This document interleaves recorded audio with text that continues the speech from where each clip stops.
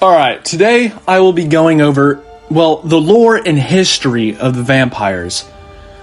It's something I've been wanting to go over for a while because my name on Discord is Volkahar Wyatt. I've always been a Volkahar and vampire person because I just like the look of it. Some people are with the werewolves because, the thought of being a werewolf is just badass in general in any RPG game. But I'm more of a vampire kind of guy because it just sticks. I don't know why. But I will be going over the lore and history behind the vampires.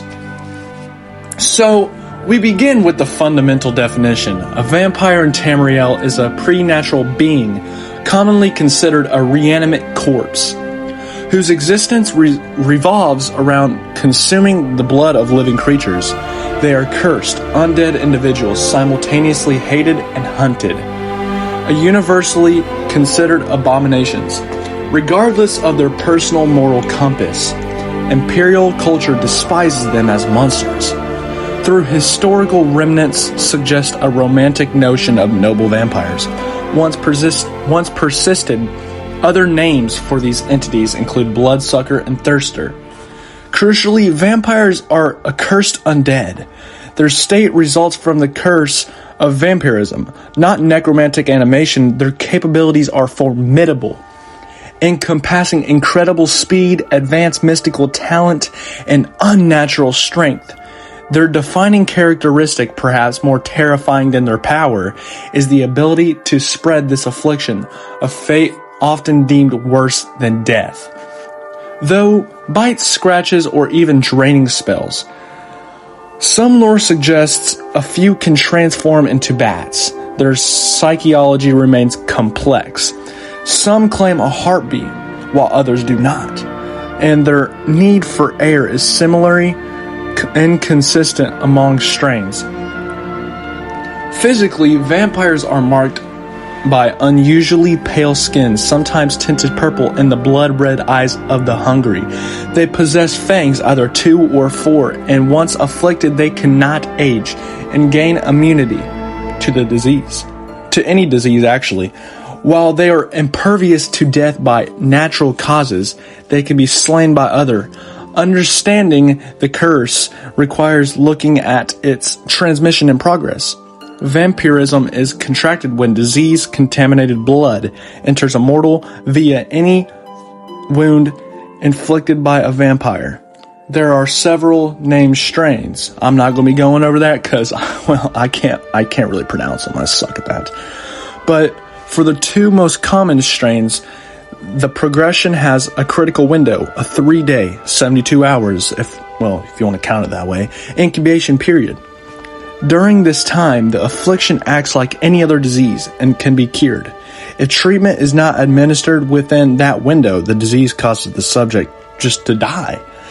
It's kind of like, put it in this way, The Walking Dead. If you get bit, you're still alive while getting bit, but you die and basically you reanimate. That's the way vampires work, but it just happens more quickly. Transforming them into a literal undead vampire. Once fully transformed, their existence is governed by their thirst.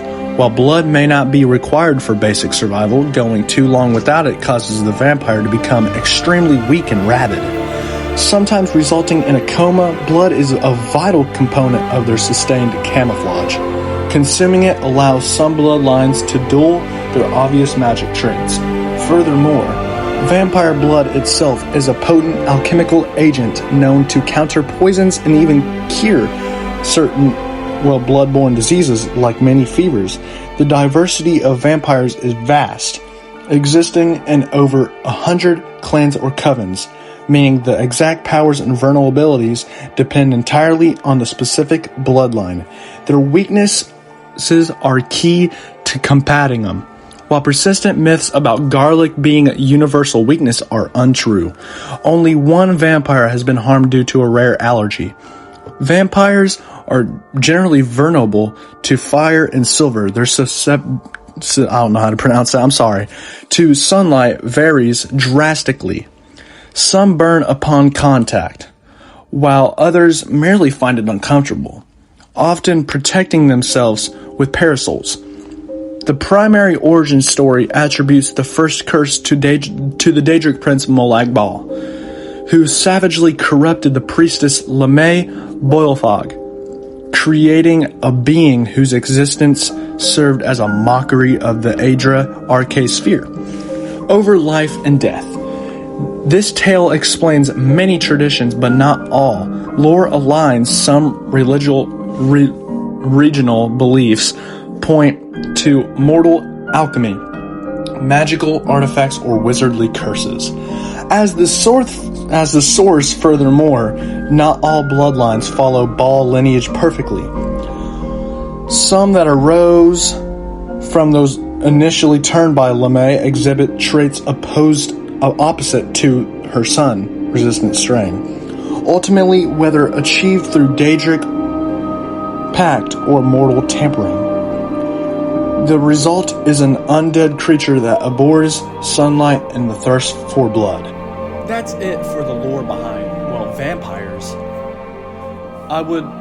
If you have any ideas for me to go over the comments for a further ahead video, I might not post a video tomorrow, and if so, I am truly sorry for that. The reason why is, stuff going on at home. If you want more videos like this, subscribe, hit the bell, it'll be greatly appreciated. You don't have to. My Discord is inside the description. If you want to join, it'll be really nice. You can talk to me, talk to other people in the Discord. I have a great community. Anyways, furthermore, have a good day, and, have fun playing Skyrim. Goodbye, guys.